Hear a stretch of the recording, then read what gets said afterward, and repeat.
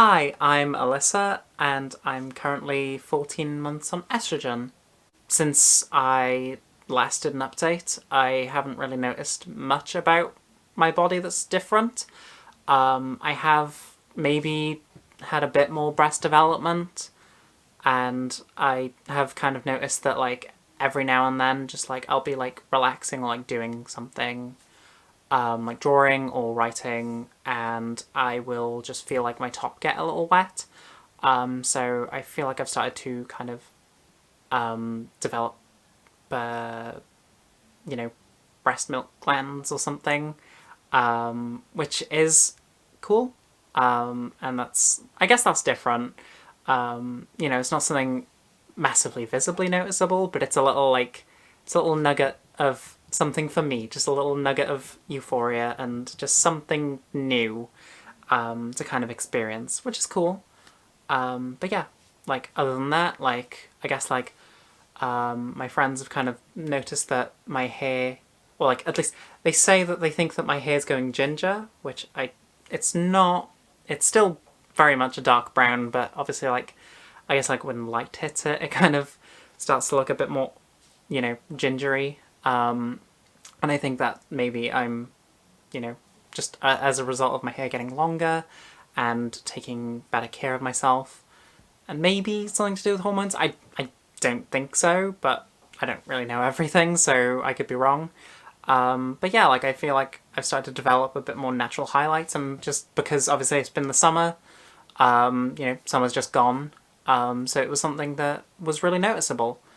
Especially going out for like beach days with friends. They noticed that, obviously my hair and just, me feeling a bit more confident and, you know, myself. So like I guess like, it's been interesting, and, it's been good for my friends to kind of finally get to see me as like my most confident and most me version of myself. It's hard to really put into words properly, but like just my euphoria and like everything, like obviously like my summer, like I've just been like riding like a wave of euphoria. I've been feeling a lot more confident. So yeah, I'm trying to be a bit more, myself, fully embracing life, and just doing things that I want to do, as the woman I am. And that's like really cool. And it's nice that like my friends are kind of seeing that, and it's kind of like, it's a little reinforcement of like, yeah, things are going well. And yeah, like, I bought like a new bikini, and so like when we went to the beach with my friends, like I got to try that out. And it was like especially made for like trans women, so like it was really good with tucking.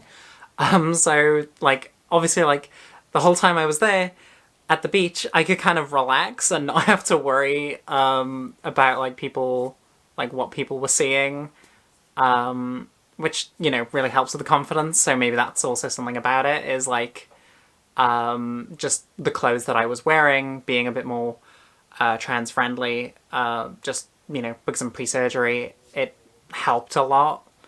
And I guess it's kind of like a glimpse of like what I'll be like once I've had surgery. Like it's kind of like a window into that, which is it's nice. And like yeah, I'm really happy that I've been feeling a lot more confident.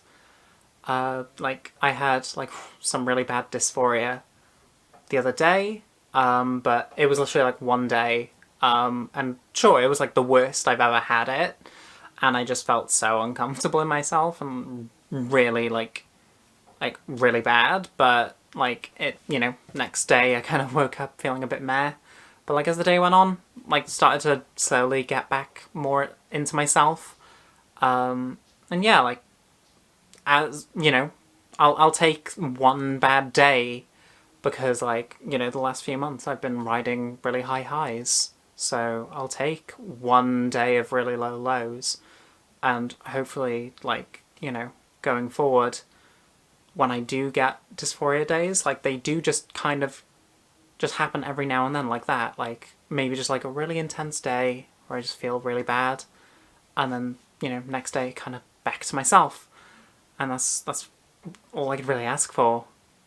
But yeah, like I went to Pride at the end of last month, which was great. It was a lot of fun, and I made like a new friend, which was cool, who was actually trans as well, so it's someone to kind of talk about, you know, things with, about like the trans experience and everything, and, you know, she was like super nice, and just basically like she's further along than I am with like hormones and everything, and she was just like there like, oh my god, Alyssa, you're so like, you're so femme, you're so like you look amazing, and like apparently she was jealous of that, but like in like a supportive way, not like in a hey screw you for being like better looking than me or anything. It was like a nice kind of like interaction, and like, you know, it was a nice experience. It's something I've not really experienced before because most of my friends are guys, or just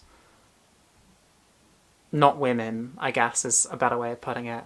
But yeah, like that was nice. You know, going to Pride and everyone was like complimenting me on like my clothes and like how I looked, which was really nice. And like it did, like I did really get that really community feeling there. Like when I first got there, I kind of started to feel a bit insecure, and like I guess like almost like, do I really belong here? And I guess like the longer I was there, because it was like my first Pride experience, it you know, slowly I kind of got more accustomed to it, and it started to feel more like, yeah, this is nice feeling, this is a nice community, safe space, and I definitely feel like I belong here, which was wonderful. But yeah, so that was Pride. I also put in a referral recently for speech and language therapy to try and feminize my voice. Most people I've talked to don't really feel like I need this, but this is for me, and, you know, other people may think that my voice is femme enough as it is, but personally, I, you know, would like to see how much further I can take it with the help of a professional, because, you know, most of my vocal feminization thus far has basically just been me looking at YouTube tutorials and kind of following along, and then getting really lost and confused and frustrated, and then just kind of maybe subconsciously still doing them, because I kind of gave up on it, and I was like, you know, if I sound like a man for a little bit, that, you know, it's fine, I guess, but here I am, like, 2 years later, and, like, my voice is a bit more femme, and yeah, like, it's not perfect, which is why, you know, I want to do the speech therapy, but, you know, most people think that my voice passes as it is, so that's cool, and, you know, it's a testament that, like, you know, those tutorials do kind of work, and, like, obviously, like, practice makes perfect, and, you know, half the time I didn't even realise I was practicing, but I guess, like, it was just in that desperation of trying to pass, and, trying so hard to be really femme, but, you know, yeah, I'm super excited to see where that goes. You know, I put my referral in, so hopefully I should hear back within like the next month or so. And the reason I didn't really get round to this sooner is I didn't actually know. Like when I first got my referral for the gender clinic, like 2 years ago, I had no idea. I had absolutely no idea whatsoever that this was even a possible thing, like to get like support before my initial appointment. But yeah, like I got told like literally last month that there are some things that you can get and some things that they can do for you. So, you know, if you're a trans person in the UK, currently on the waiting list, maybe just give the gender services a ring just to see if there's anything they can do for you in the meantime while you wait.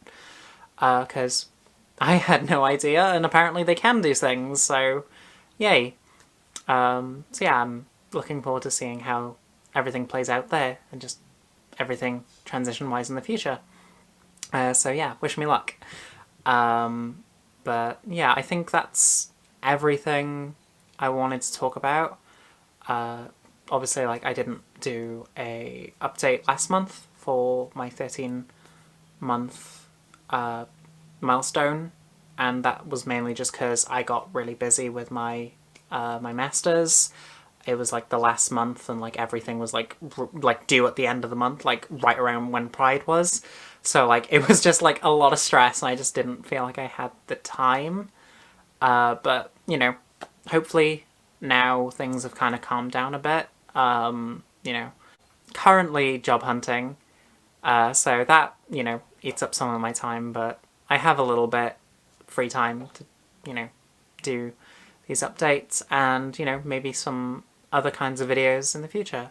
And, you know, obviously last month I missed, and I kind of missed the fact that, you know, I reached like 200 subscribers, and that's crazy. And now I think I'm at like 270 something, which is even more crazy. So yeah, like, I guess, you know, thank you for, you know, to everyone who's, you know, come along on this journey with me. It's, you know, it's really cool. And yeah, like, you know, I do like sharing, and, you know, I like to see other people's stories, because I feel like, you know, as a community, we do need to share our perspectives. We need to share everything with each other, because there are so many people in the world who want to restrict information from us.